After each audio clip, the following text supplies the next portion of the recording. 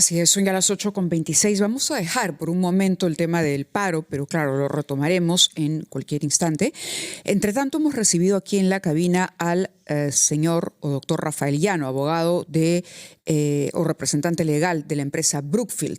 Vamos a conversar con él con relación a este comunicado en el que se mencionó sobre el daño que se habría, el hostigamiento que dicen han recibido por parte de las autoridades o del Estado peruano, que ha llevado a su subsidiaria Rutas de Lima a aprobar el inicio de un proceso de disolución y liquidación de esta empresa. El día de hoy hay un titular en el diario Gestión que dice: Rutas de Lima podría retirarse del Perú antes de que se liquide. Sobre esto queríamos empezar preguntándole al doctor Llano. Bienvenido, muchas gracias. Muchas gracias, Mávila. Gracias, Fernando. Buenos días. ¿Eso es verdad? Es decir, ¿podría Rutas de Lima retirarse del Perú antes de que se liquide? No. Rutas de Lima va a continuar operando, va a continuar cumpliendo con sus obligaciones, con todos los representantes, con todos los acreedores, con los trabajadores, con los proveedores, etc. Esto no va a cambiar. Y Brookfield va a seguir siendo accionista de Rutas de Lima, va a continuar apostando por su inversión y defendiendo su inversión en el Perú, desde luego.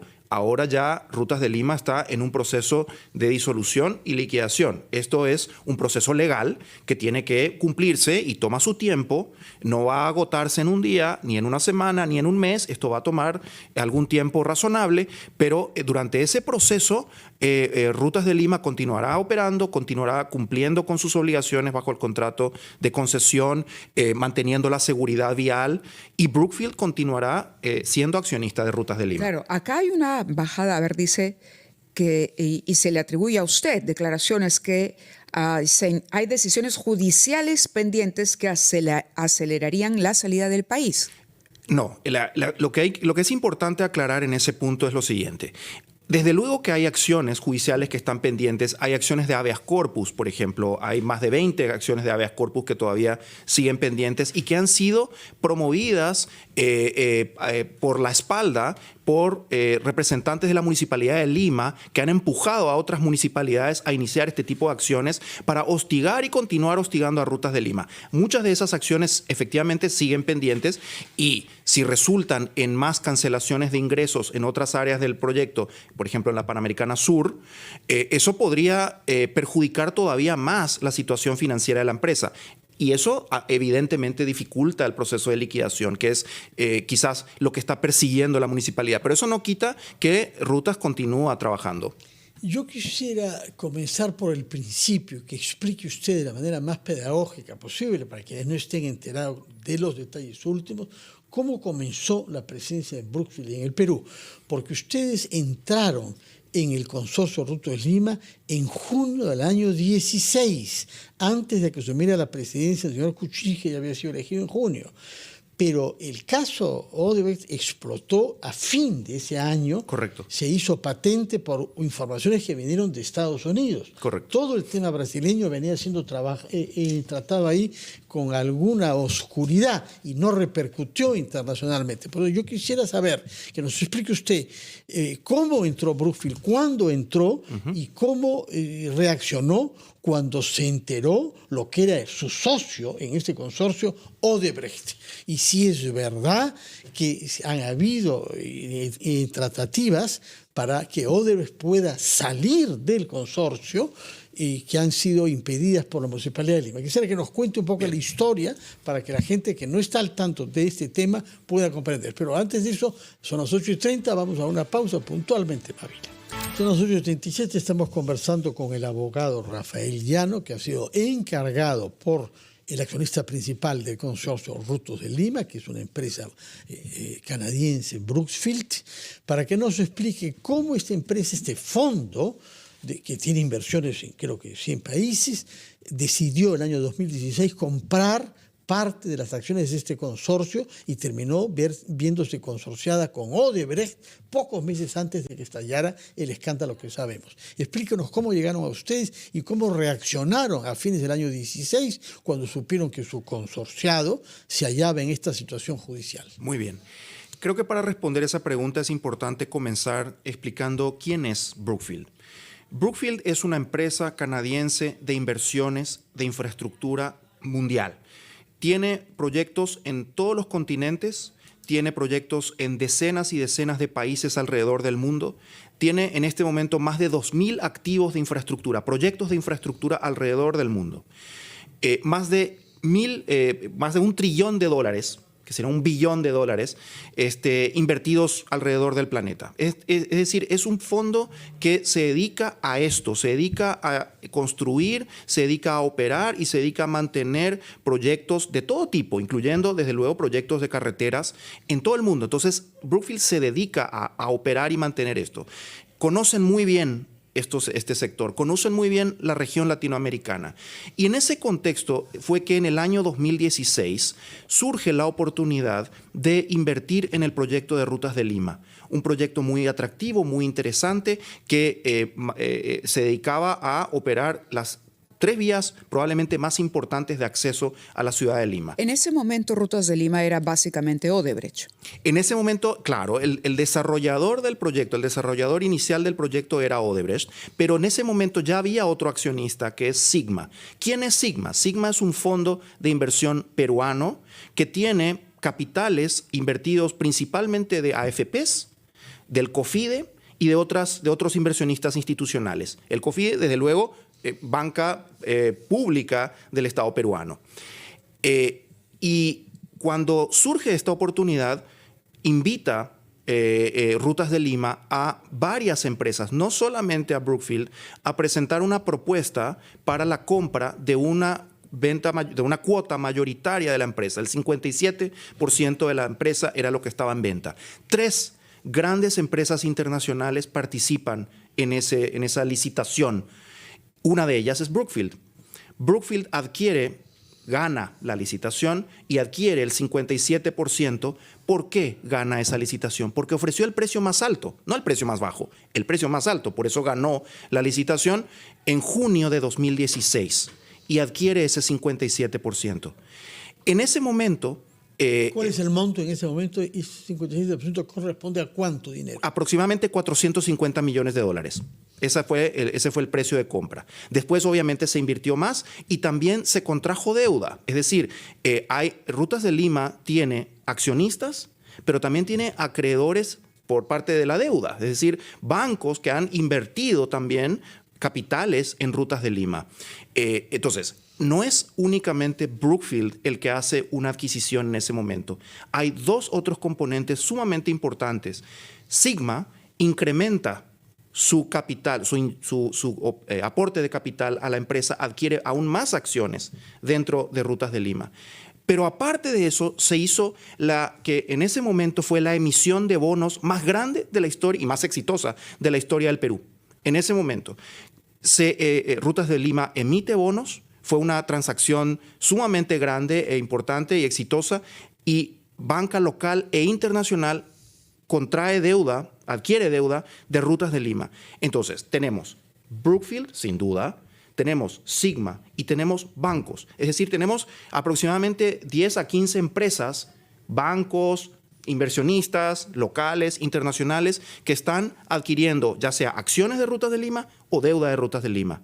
Eso lo hicieron con base en, digamos, la expectativa de un proyecto de largo plazo, de 30 años de duración, y por supuesto hicieron todos los análisis que tenían que hacer en ese momento. Una pregunta que me imagino va a ser muy fácil de responder, pero en la mañana escuchábamos nuevamente declaraciones del abogado Wilber Medina a nombre de la municipalidad, que él decía: para todo el mundo es sabido que antes de que existiera Rutas de Lima ya habían vías en estos lugares y ya habían casetas de cobro de peaje. Entonces, ¿de qué se encargaba Rutas de Lima? Esto también para que vaya quedando claro. ¿Cuál fue el beneficio para el Perú de la presencia y de la concesión a favor de Rutas de Lima desde su perspectiva? Obviamente, el proyecto de Vías Nuevas de Lima, que es el proyecto de Rutas de Lima, involucraba el mejoramiento y la instalación de nueva infraestructura en los tramos del proyecto, principalmente la Panamericana Norte y Panamericana Sur. Vamos a hablar enseguida de Ramiro Prialés, si ustedes quieren, porque ese también es otro elemento importante de la historia. Pero Rutas de Lima ha invertido más de Brookfield, a través de Rutas de Lima, ha invertido más de 3.300 millones de soles en infraestructura nueva en estos tramos. Con todo el respeto, es falsa la declaración de este abogado con respecto a que supuestamente no se han hecho inversiones. Se han hecho pasos a nivel, pasos a desnivel. En estos tramos se han hecho cruces, una serie de obras adicionales por el valor que le acabo de mencionar. Esto no fue una inversión de a gratis. Es más, Mávila, Fernando, todo el dinero que ha ingresado a Rutas de Lima en peajes ha sido reinvertido en la obra. Ni un sol, y es importante que el público entienda esto, ni un sol de esta concesión ha salido del Perú. Ni un sol ha llegado a Brookfield, ni a los otros accionistas, por cierto. Todo dinero, todo peaje, cada vez que un ciudadano de Lima ha pagado durante estos últimos 10 años un peaje en las casetas de peaje de Rutas de Lima, ese sol ha ido de vuelta a la operación y mantenimiento de estas vías y al crecimiento de esta infraestructura. De acuerdo. Yo quisiera regresar con la pedagogía histórica para que nos diga, ¿cómo reaccionaron ustedes desde diciembre del año 16 cuando supieron que el socio con el que estaba en el consorcio Rutas de Lima había hecho en el Perú lo que hoy sabíamos que había hecho, corromper funcionarios públicos? Vamos a eso. En ese momento, cuando estalla esta noticia, mucho después de la adquisición por parte de Brookfield, conforme, digamos, a la legislación peruana, le propone a la Municipalidad de Lima sacar a Odebrecht. Vamos a excluir a este otro accionista y voy a comprar su cuota accionaria y voy a convertirme en el operador estratégico de esta obra para siempre. Y de esa manera vamos a excluir cualquier problemática que pueda estar involucrada con esto. En ese momento era Luis Castañeda. Correcto. Entonces, ¿qué se hace? Se propone la firma de una adenda al contrato de concesión. Se tenía que hacer una adenda para que Brookfield pueda convertirse en el operador estratégico de la obra. Se propone la adenda, Brookfield acepta la adenda, Rutas de Lima está conforme con la adenda, se envía al Ministerio de Economía y Finanzas y el Ministerio de Economía y Finanzas dice no se firma la adenda, rechazado. Se continúa impulsando la firma de la adenda y cuando asume la alcaldía, el actual alcalde, se inicia nuevamente un esfuerzo a través de una serie de comunicaciones de Rutas de Lima a la municipalidad. Vamos a retomar esta adenda. ¿Y qué dice la municipalidad?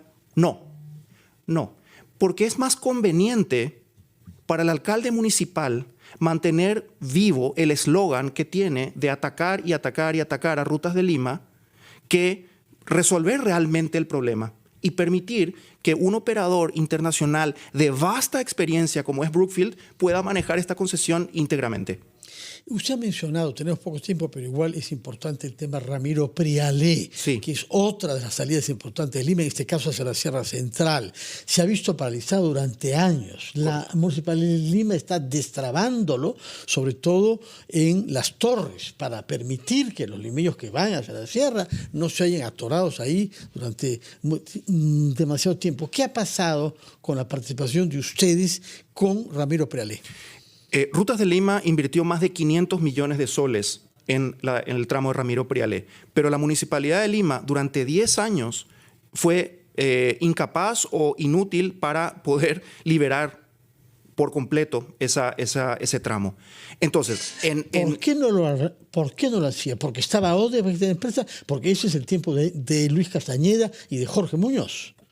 Pues con todo respeto, por una ineptitud completa de la municipalidad en hacer su trabajo, hacer su chamba, que era liberar esos terrenos. Entonces, ¿qué pasa? En agosto y septiembre de 2024, el año pasado, la Municipalidad de Lima emite unas ordenanzas interviniendo el tramo de Ramiro Prialé, expropiándolos, en efecto, de la concesión, tomando control de ellos de facto a través de su poder soberano, toma control de esto y empieza nuevamente a liberar, ahora sí, a liberar terrenos, pero hay algo muy importante que la sociedad limeña debe saber.